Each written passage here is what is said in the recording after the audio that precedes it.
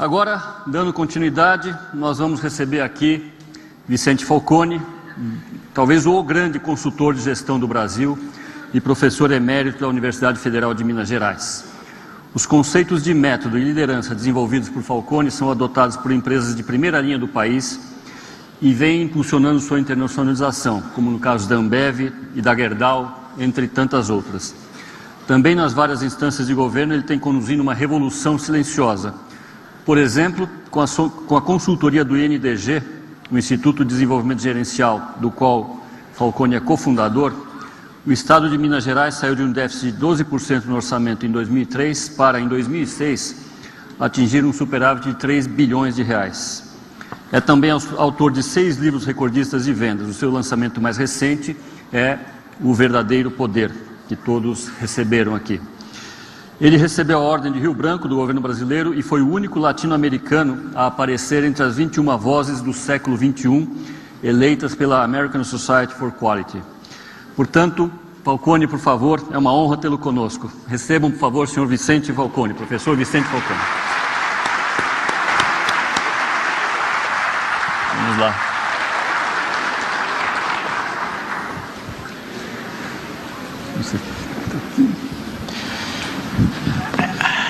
Bom, este bloco vai ser dividido em 2 partes.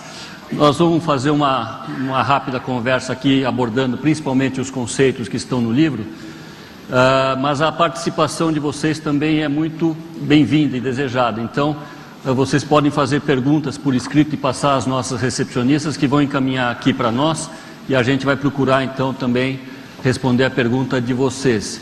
Inclusive, aos nossos clientes que estão nos acompanhando do anfiteatro também, vocês também podem participar dessa sessão encaminhando suas perguntas, tá bom? Muito bem, vamos lá, Falcone. Acho que, antes de mais nada, quero dizer que é um prazer enorme para todos nós tê-lo aqui. Eu não tenho dúvida que vai ser uma experiência muito rica para todos, né? E um ponto que eu queria começar explicando, inclusive, é que você está participando aqui e, como contrapartida, nós estamos fazendo toda uma divulgação do SMART, que é um instituto que vem prestando também um serviço muito interessante à sociedade. Inclusive, todos os livros que nós distribuímos também têm a sua renda revertida para o SMART, né? Eu gostaria que você explicasse um pouquinho o que é o SMART, como é que é a sua participação. Depois acho que nós temos um vídeo rápido para mostrar também. Bom, o SMART é uma fundação que tem como objetivo pegar as crianças muito pobres, inclusive a renda familiar máxima de 2 salários mínimos, mas que apresentem um potencial mental muito elevado. Ou seja, são crianças que, se forem para a escola pública ou se perderem a oportunidade de ir para a escola, é um cérebro desperdiçado no país. Pessoas muito especiais. Então, o que o SMART faz é fazer um esforço muito grande de localizar essas crianças e, uma vez localizado, dar a essas crianças melhores escolas em São Paulo e no Rio de Janeiro, né?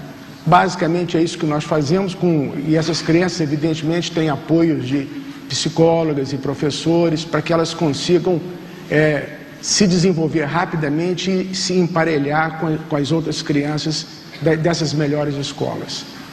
Nós temos hoje já 700 crianças entre Rio e São Paulo, já no normal, no movimento normal. Já temos criança nossa que desenvolveu assim e que já é hoje aluno do MIT nos Estados Unidos. Ou seja, o processo ele não limita. Se a criança realmente desempenhar e quiser o máximo, ela vai ter o máximo que ela quiser. Então, o objetivo do Instituto é esse. E a nossa presença aqui nesse evento, quer dizer, o que é que nós queremos de vocês? O que nós queremos é o seguinte: o grande desafio nosso... eu esqueci de falar que esse Instituto foi estabelecido pelo Marcel Teles, da Ambev, e eu sou cofundador junto com ele. Eu participei do primeiro conselho do Instituto junto com ele. Estamos há 10 anos já nessa luta. A grande luta nossa é recrutar não é? O Instituto tem seus recursos para tocar e tem recebido também doações, mas o grande desafio é recrutar essas crianças, né? É realmente buscar os melhores, porque se nós conseguirmos os melhores, nós vamos devolver para a sociedade pessoas fantásticas e que podem mudar o rumo do país. Então esse é o nosso sonho, esse é o nosso desafio. E por que nós estamos aqui? Nós estamos aqui para que o Smart seja melhor conhecido, para que haja menos resistência ao Smart quando nós vamos recrutar nas escolas públicas, sejam municipais ou estaduais, e também para que seja mais bem conhecido, porque nós já notamos também que os pais da criança têm medo do Smart, porque não sabem o que é, então quando nós recrutamos, levamos um tempo muito grande para explicar para os pais e para que os pais tenham confiança de que seus filhos recebam a nossa orientação nos seus estudos, etc. Então é muito importante para o Smart se tornar conhecido, né? Então esse é o nosso objetivo aqui hoje. Tá bom, eu vou pedir para mostrar um vídeo rápido também, que acho que às vezes a imagem também fala muito, né? Vamos lá, por favor. São só 5 minutos, gente.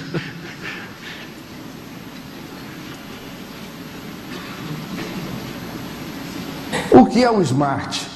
O Smart é uma organização que tem como objetivo dar uma condição única para jovens brilhantes, pobres, que não têm essa condição, para que eles possam constituir uma elite brasileira, para que eles possam ajudar a liderar esse país no futuro. Pobre não tem talento? Como isso? O talento, ele é aleatório.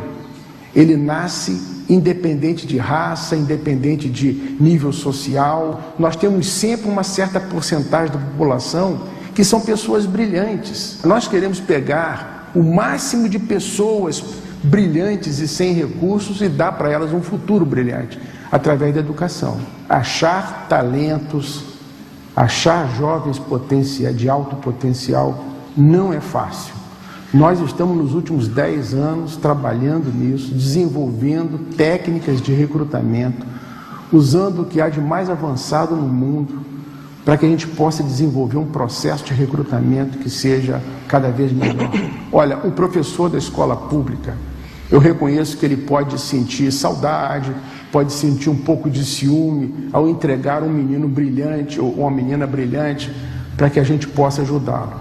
Mas ele deve fazer isso por amor, simplesmente por amor, porque nós vamos dar para esse jovem algo que ele nunca vai obter por outro caminho. E ele não tem limite, ele vai chegar na universidade, na pós-graduação, ele vai ter um futuro brilhante, ele vai trabalhar no meio de pessoas vencedoras. Esse é o futuro que nós vamos dar para ele. A família deve ser a sócia principal do Smart. Eu hoje estou convencido de que nós pegamos um jovem brilhante, nós podemos dar para ele as melhores escolas, mas se a família, o pai, a mãe, os irmãos, decididamente não se conscientizarem dessa tarefa e ajudarem a cobrar e ajudarem esse jovem, dando força moral para que ele lute e consiga esse caminho, é muito difícil sozinho nós conseguirmos isso, nós o Smart conseguimos isso, né? Olha, o Smart gasta uma fortuna com esses jovens e nós gastamos essa fortuna com muita alegria, porque nós sabemos o que isso pode resultar. Agora, nós cobramos do jovem a sua parte. Ele tem que perceber a oportunidade que está tendo e se desdobrar, estudar depois das horas, se esforçar. Resultado. Ele tem que nos apresentar resultado do seu trabalho. Ele tem que nos apresentar boas notas, bom desempenho. Ele tem que provar que ele é brilhante e está fazendo uso da sua inteligência que Deus deu a ele para que ele possa ser um dos melhores. Investir recurso nessas pessoas, isso é o melhor presente que a gente pode dar para o nosso país. O que nós queremos é dar condição de estudo, dar condição de conhecimento e educação para jovens brilhantes que não têm condição econômica para isso, né? É isso que nós queremos. E nós sabemos que pessoas brilhantes fazem uma tremenda diferença na sociedade que vivem. são aquelas que criam empregos, que criam oportunidades, que criam riqueza. Então, daí surgiu a ideia. Vamos dar apoio para essas pessoas desde pequenininhos, vamos detectar quem são os brilhantes e dar recurso para que eles possam chegar à sua maturidade e serem bons brasileiros e criarem oportunidade para outros. Esse foi nosso sonho, desde o começo. Por simples amor, por simples vontade de ver nosso país progredir, mais nada.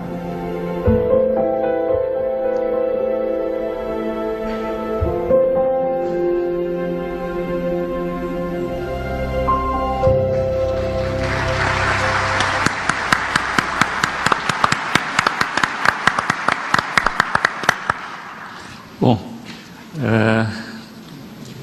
parabéns, né, antes de mais nada, Falcone, e as portas da HSM estão sempre abertas também para divulgar a mensagem do Smart, tá bom? Obrigado. Vamos dar sequência então, passando aqui ao nosso tema central, e eu vou procurar, nesses próximos 30, 40 minutos, percorrer os principais pontos do livro, né? E já no prefácio do livro, você afirma de uma forma categórica que método só existe um. E como o sistema de gestão é constituído de método, portanto, também só existe um sistema de gestão. É isso mesmo? Quer dizer, e essas consultorias todas que oferecem também seus sistemas de gestão, como é que fica? Como é que é essa história final? Essa é interessante. Bom, eu só queria pedir sua licença, Marcos, eu vou responder a sua pergunta, pode deixar que eu não vou esquecer dela, não. Mas eu queria fazer uma pequena mensagem de abertura para todos vocês que estão aqui, para dizer o seguinte: vocês ouvem muitos palestrantes e vocês vão a muitos cursos, vocês leem muitos livros, e eu estou convencido que já existe nas empresas uma quantidade de conhecimento muito grande. O que falta nas empresas é execução. O que falta nas empresas e nos governos é fazer o que as pessoas já sabem fazer. E demanda um pouco de liderança, lógico, né, Marcos? Mas é fazer o que falta fazer. Às vezes a gente fica preocupado muito com letras de métodos e coisas, né? Eu acho que nós temos que fazer o que tem que fazer. Poxa, a gente sabe padronizar? Pô, vamos padronizar. Certo ou errado não faz mal, vamos começar a fazer, entendeu? Vamos fazer nos fluxogramas e começar a treinar as pessoas e tal. A gente tem que começar a fazer, executar. Sabe? Uma vez eu vi um presidente de uma empresa, um grande amigo meu, eu não quero citar o nome, e era numa convenção interna de vendas, ele virou e falou assim: gente, você sabe qual que é a diferença entre a nossa empresa e as outras? A diferença é o seguinte: todo mundo sabe o que nós sabemos, a única diferença é que nós executamos. Eu achei aquilo assim realmente muito importante, porque esse camarada, ele é da execução, entendeu? Ele checa a execução, ele cobra a execução, ele gosta das coisas simples, porque coisas simples podem ser executadas, sabe? Então, pequena mensagem, muito simplinha, sabe, gente? Mas é uma coisa assim extraordinária, vocês nem imaginam. Eu vou contar para vocês aqui um pequeno casinho que aconteceu comigo, está até escrito aí no livro, esse casinho, eu fiz questão, é meia página. Uma vez eu estava em casa, um domingo de manhã, e me telefona um consultor do INDG, que estava numa usina, lá em Toronto, no Canadá. Aí ele falou assim: olha, eu estou num aperto aqui danado, rapaz, porque daqui a 2 semanas vai chegar aqui toda a diretoria da empresa, eles vão fazer um acompanhamento das coisas que estão acontecendo e vão querer saber do nosso projeto. E nós estamos há 5 meses aqui e não tem resultado nenhum. Isso não é comum para nós, porque nós somos muito focados em resultado. Eu falei assim: puxa vida, mas isso é realmente... Eles vão querer saber que resultado que está dando. Eu falei assim: olha, rapaz, você quer saber de uma coisa? Vocês colocaram meta? Colocamos. Vocês fizeram os planos de ação? Fizemos. E não está dando resultado? Não. Então, olha aqui, só tem 2 opções, não tem mais. Ou os planos de ação que vocês fizeram são todos ruins, o que eu não acredito, ou então vocês fizeram os planos de ação e ninguém implementou. Valeria a pena vocês darem uma checada nesses planos de ação e ver qual a porcentagem de execução desses planos de ação. Aí, tudo bem, terminou uma ligação, daí a 2 dias ele me telefona. Rapaz, você não vai acreditar. O que houve? Nós fizemos um levantamento e não tem nada executado, é zero, nada executado. Agora, eu estou no porco, porque se eu for para a reunião e vou falar isso, os caras vão ficar contra a gente. E aí nós não vamos conseguir mais trabalhar aqui. Falei, companheiro, você fala o seguinte, você avisa para eles antes que você vai lá e vai falar. E você vai para a reunião da diretoria e você fala para todo mundo, prepara uns slidezinhos mostrando que ninguém executou nada e fala. Porque eu prefiro que a gente saia daí porque eles não gostam da gente do que sair daí como incompetente. Aí ele fez como combinado, foi lá, conversou com as pessoas, ele falou assim, olha, eu vou ser obrigado a ir lá e mostrar, não tem nada executado. Aí vocês preparam uma explicação. E sem te dizer que ele foi lá e mostrou, e o pessoal então, logicamente, começaram a executar as ações e como decorrência, os resultados começaram a aparecer e nós estamos lá até hoje. Quer dizer, essas coisas são assim. A cultura de não execução é uma coisa dramática e nós já temos essa tendência de procrastinação. Ainda quando existe a cultura da procrastinação, quer dizer, as pessoas aceitam que não executar um plano de ação é normal, você não acredita, mas isso existe, entendeu? Então, eu estou fazendo um apelo aqui, Marcos, né, antes da gente começar, porque às vezes a gente fica falando em muitas coisas, em coisas que a gente observou na vida, mas o fato fundamental é o seguinte, se eu não executar, nada acontece, ponto, entendeu? Então eu sugiro que vocês, ao voltar para as suas empresas, se vocês têm metas, se vocês têm planos, vai lá e dá uma checada e vê se a turma está executando. Não é para reprimir ninguém, não, é só para ir lá e se o cara não conseguir, ajuda o cara, mas a execução tem que ser feita, né? Então, desculpe aí, Marcos, essa é a mensagem, eu não vou mais me estender nesse assunto aí para não causar cansaço em vocês. Mas a pergunta do Marcos é relativa à questão do método, né? A nossa organização, o INDG, nós aprendemos essas coisas com os japoneses. Então, o japonês usa a designação PDCA, então nós usamos PDCA, né?